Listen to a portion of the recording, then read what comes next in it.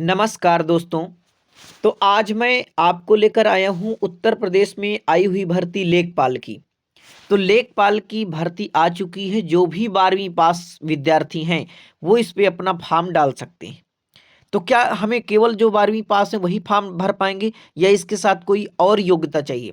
तो जरूर आपके पास यदि 12वीं पास है और आपके पास यूपी ट्रिपल एससी की जो प्रारंभिक परीक्षा हुई यानी पेट की, यूपी पेट, अगर आपने पास किया है तो आप इस परीक्षा को दे सकते हैं। लेखपाल की परीक्षा मैं संपूर्ण जानकारी बताऊंगा कि आपके जो आपका नया सिलेबस है कैसे आप उसके पढ़ेंगे, क्योंकि सिलेबस आपका पूरा चेंज हो चुका है। किस प्रकार से आप लेखपाल बनेंगे, चयन प्रक्रिया, और क्या आपको आयु में छूट मिलेगी, क्या इसमें निगेटिव मार्किंग है, तो मैं आपको संपूर्ण जानकारी आपको बताऊंगा। इसलिए वीडियो को पूरा अंतिम तक देखें। तो चलिए पहले आप जान लीजिए कि ये आवेदन यानी जो ऑनलाइन आवेदन है, यहाँ तो देखिए प्रकाशन की तिथि है। थोड़ा मैं इसे और छोटा कर देता हूँ कि विज्ञापन आज जारी हो चुका है, यानी कि 16 तारीख है, आज जारी हुआ है। ऑनलाइन आवेदन कब से करेंगे, वह शुल्क जमा करना आप 29 तारीख से ये प्रक्रिया कर सकते हैं। 29/12/2025 से ऑनलाइन फॉर्म अपना भरेंगे। और फॉर्म की फीस कितनी? बहुत कम भैया, 25 रुपये रखी। सभी कैटेगरी में, चाहे ओबीसी हो, SC ST हो, जनरल में कोई भी वर्ग का हो, ठीक है। अब देखिए ऑनलाइन, ध्यान रखना ये दो तिथियां ध्यान रखना। आवेदन जब आप करेंगे तो 29 तारीख से, और लास्ट डेट आपका 28/1 यानी जनवरी में, 28/1 2026। तो मान लीजिए कि आपके पास बहुत समय है, पर्याप्त समय है, कोई दिक्कत नहीं है। शुल्क समायोजन व अंतिम आवेदन संशोधन की अंतिम तिथि 4/2/26 है। तो आइए मैं अब आपको एक एक करके जानकारी जो है इसकी बताता हूँ। कुल आपके कितने पद आए हुए हैं, तो यहाँ पर पदों की संख्या देख सकते हैं कि आपका यानी कुल मिलाकर के 7,994 पद आपके निकले हैं, या कह लें कि आपके 8,000 जो है पद हैं। ठीक है, आपके मान लीजिए कुल 8,000 जो है पद इसमें रखे गए हैं। ठीक है, हाँ, तो यहाँ पर अब एक चीज आप ध्यान रखिए। लेखपाल की मुख्य परीक्षा यानी जो आपकी अब लेखपाल वाली परीक्षा होगी, क्योंकि प्रारंभिक परीक्षा तो सभी लोगों ने दिया, तो जो अधिक अंक पाए होंगे उनको जो है यानी इसमें हेतु केवल वही अभ्यर्थी ऑनलाइन आवेदन कर सकते हैं। कौन? जो विज्ञापित पद हेतु वांछित अनिवार्य अर्हता धारित करते हो तथा प्रारंभिक अर्हता परीक्षा 2025 यानी आपने यानी यूपी पेट की जो परीक्षा में यदि आपने सम्मिलित हुए हैं तो उन्हें आयोग द्वारा प्रारंभिक अर्हता परीक्षा 2025 का स्कोर कार्ड निर्गत किया गया हो। मुख्य परीक्षा हेतु अभ्यर्थी की शॉर्ट लिस्टिंग व उनके प्रारंभिक अर्हता परीक्षा 2025 के नॉर्मलाइजेड स्कोर के आधार पर मेरिट मेरिट के अनुसार की जाएगी। तो यदि आप उसके जो भी अंक एक निर्धारित करेंगे उतने अंक पर आपके भी अंक आ रहे हैं तो आपको जो है यानी मुख्य परीक्षा पर जो है क्या मिलेगा? अवसर मिलेगा पेपर देने का। तो ये आप जो है ऑनलाइन आवेदन किस प्रकार से करेंगे आयु में, तो मैं भी आपको संपूर्ण देखिए EWS जो है तो आपका ये इतने तारीख से इतने तारीख तक, अंतिम तारीख तक आपका क्या है निर्गत हो जाना चाहिए। आवेदन प्रक्रिया, वही आपको आवेदन प्रक्रिया में आपको कुछ नहीं करना, अपने फ़ोन से भी कर सकते हैं, चाहे आप साइबर कैफे पर जाकर के कर सकते हैं। ये आपकी जानकारियां जो हैं कोई महत्वपूर्ण नहीं, मैं आपको बता रहा हूँ जहाँ पर आपके लिए। अब हम आपको बताएंगे कहाँ पर कितनी वैकेंसी निकली हुई हैं, यानी कि आपकी श्रेणीवार जो है वैकेंसी हम देखेंगे। यहाँ देखिए पूरी जो आपका शुल्क लग रहा है वो 25 रुपये लग रहा है, यानी सभी लोगों को शुल्क जो है 25 रुपये लग रहा। ठीक है, देखिए अब आपके लिए महत्वपूर्ण जानकारी कौन सी है यहाँ पर देखेंगे तो मैं आपको बता रहा हूँ। तो यहाँ पर देखिए जो कुल विज्ञापित पदों की संख्या व उनके सापेक्ष लंबवत आरक्षण का विवरण, तो यहाँ पर देख सकते हैं। ये आप देखेंगे तो यहाँ पर देखिए जो अनारक्षित हैं यानी आपका 4165 पद निकले हुए हैं। ठीक है, इसमें रखे गए हैं। अनुसूचित जाति में आपके 1446 पद हैं व अनुसूचित जनजाति में 150 है। अन्य पिछड़ा वर्ग जो ओबीसी में आता है तो ये आपका जो है 1441 पद हो जाएंगे। आर्थिक रूप से कमजोर EWS वालों के लिए 792 पद है। कुल पदों की संख्या आपका 7,994 पद आपके निकले हुए। ठीक है, तो ये आपका जो है, ये जो आपके 7,994 पद हैं, इस प्रकार से जो है श्रेणीवार इनका विभाजन हुआ है कि कहाँ मतलब जो है आपके पद निकले हुए। ठीक है, अब देखिए यहाँ पर आपका वेतन भी लिखा हुआ है।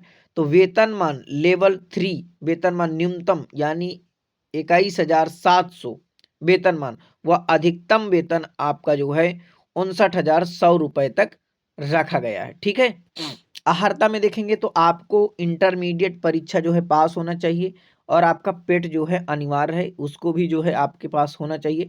यदि आप एनसीसी किए हैं, बी प्रमाण पत्र आपके पास है, या सेना में आपने 2 साल सेवा दी है, तो आपको जो है अधिक अंक इसमें दिए जाएंगे। ठीक है, ये देखिए अभ्यर्थी, ऐसे मामले में अभ्यर्थी को अधिमान दिया जाएगा जिसमें ऐसी जो है यानी 2 साल का आपने किया हो। तो आयु में देखिए क्या है, तो आयु के लिए आपका बता रहे हैं कि 18 वर्ष की आयु प्राप्त कर ली हो व 40 वर्ष से अधिक आयु ना हो। ठीक है, ये आपके आयु के लिए जो है शर्त रखी गई है। ठीक है, तो आगे चलते हैं, चयन का आधार आपका किस प्रकार से। तो जो शॉर्ट लिस्टेड उम्मीदवार होंगे, कैंडिडेट होंगे या अभ्यर्थी, उनको जो है मुख्य परीक्षा का अवसर मिलेगा। इसके बाद मुख्य परीक्षा में जो विद्यार्थी सफल होंगे उन्हीं का चयन हो जाएगा। इसके बाद कोई इंटरव्यू इसमें नहीं है। ठीक है, अब ये देखिए आपका सिलेबस है। ये आपका सिलेबस जो है 3 भागों में बटा हुआ है। तो ये आपके लिए महत्वपूर्ण है। लिखित परीक्षा में प्रश्न पत्र होगा जिसमें 100 प्रश्न पूछे जाएंगे। समय अवधि 2 घंटा, 2 घंटे में आपके 100 प्रश्न आपसे करने होंगे ऑब्जेक्टिव टाइप के। परीक्षा के प्रश्न वस्तुनिष्ठ यानी बहुविकल्पीय प्रकार के होंगे, वस्तुनिष्ठ एवं बहुविकल्पीय प्रकार के होंगे। प्रत्येक प्रश्न 1 अंक का होगा। प्रत्येक गलत उत्तर के लिए ऋणात्मक अंक का निगेटिव मार्किंग है का प्रावधान है। जो उस प्रश्न हेतु निर्धारित अंक का 2.5% अर्थात 1/4 की निगेटिव मार्किंग आपके पास रखी गई है। परीक्षा योजना में देखेंगे तो आपका कहाँ से कितने प्रश्न आएंगे, तो कह रहा कि भाग 1 में भारत का इतिहास और भारतीय राष्ट्रीय आंदोलन, यहाँ से हम प्रश्नों की संख्या 5 रहेगी और कुल अंक मिलेंगे क्योंकि एक प्रश्न आपका 1 नंबर का है। ठीक है, तो ये आपके लिए दिया है। देखिए इसी प्रकार से आपका भारतीय राज्य व्यवस्था, भारतीय संविधान, ये आपका पूरा सिलेबस है। ठीक है, भारत का भूगोल, ग्राम समाज विकास, ये 5 नंबर का, 5-5 नंबर का। अर्थव्यवस्था 5 नंबर की है, 5 नंबर का भूगोल आपका है। ठीक है, 5-5 प्रश्न। अब ये आपका करंट अफेयर्स 5-5 नंबर का पूछेगा। विज्ञान प्रौद्योगिकी, ये आपका 5 नंबर का हो जाएगा। पर्यावरण पारिस्थितिकी, आपदा प्रबंधन, ये 10 नंबर का हो जाएगा। डाटा इंटरप्रिटेशन, ये आपका 10 नंबर का हो जाएगा। समान हिंदी 10 नंबर की हो जाएगी। ठीक है, और ये आपका 3 भागों में है। तो कंप्यूटर आपका 15 नंबर का हो जाएगा। ठीक है, और उत्तर प्रदेश राज्य से संबंधित सामान्य जानकारी ये आपका 20 नंबर का। इस प्रकार से 100 प्रश्न आपसे पूछे जाएंगे जो कि आपके 100 नंबर के रहेंगे। ठीक है, ये आपका पूरा थोड़ा विस्तृत पाठ्यक्रम है कि आपका इतिहास में, जो इतिहास का आपका क्या क्या पढ़ना है आपको, भारतीय राज्य व्यवस्था में आपको क्या क्या पढ़ना है, भूगोल में आपको क्या क्या पढ़ना है, भारतीय अर्थव्यवस्था, सामाजिक विकास, ग्राम समाज विकास। ठीक है, ये आपका पूरा सिलेबस है। तो इन डाटा इंटरप्रिटेशन में देखिए समान हिंदी में आपको क्या क्या पढ़ना है। ठीक है, भाग 2 3 भागों में है। अब यहाँ देख कंप्यूटर में आपको hardware, software, input output, internet protocol, IP address, ये जो है आपको। अब भाग 3 में देखिए उत्तर प्रदेश में जो आपके महत्वपूर्ण जलवायु, मिट्टी, खान और खनिज, अर्थव्यवस्था, ये चीज़ें आपको जो है पढ़ना है। तो इतना आपका सिलेबस है। यदि आप पिट पास हैं और 12वीं पास हैं तो आप इस परीक्षा को दे सकते हैं। हाँ, तो लिखित परीक्षा के लिए कौन कौन योग्य रहेंगे, देखिए ये बात आपका 10वां पॉइंट जो है इसको भी समझ लीजिए। विज्ञापन संख्या 2 परीक्षा 2025 लेखपाल मुख्य परीक्षा हेतु, लिखित परीक्षा हेतु अभ्यर्थियों की शॉर्ट लिस्टिंग उनके प्रारंभिक अर्हता यानी जो यूपी पेट का एग्जाम दिए हैं नॉर्मलाइजेड स्कोर के आधार पर की जाएगी। ठीक है, जो आपका प्रश्न पत्र विज्ञापन के अंतर्गत विज्ञापित पदों के सापेक्ष श्रेणीवार 15 गुना अभ्यर्थियों को अंतिम कट ऑफ अंक तक जो है नॉर्मलाइजेड स्कोर 0.02 स्थान तक धारित करने वाले समस्त अभ्यर्थियों को सम्मिलित करते हुए लिखित परीक्षा हेतु शॉर्ट लिस्ट किया जाएगा। तो जैसे मान लीजिए जो आपका श्रेणीवार मैंने अभी बताया, जैसे मान लो ओबीसी का एक पद निकला हुआ, तो अगर हम 15 गुना करेंगे तो आपका ये जो है 15 पद हो जाएंगे ओबीसी के। 15 लोगों को ऊपर के जो कट ऑफ वाले हैं उनको जो है ले लिया जाएगा।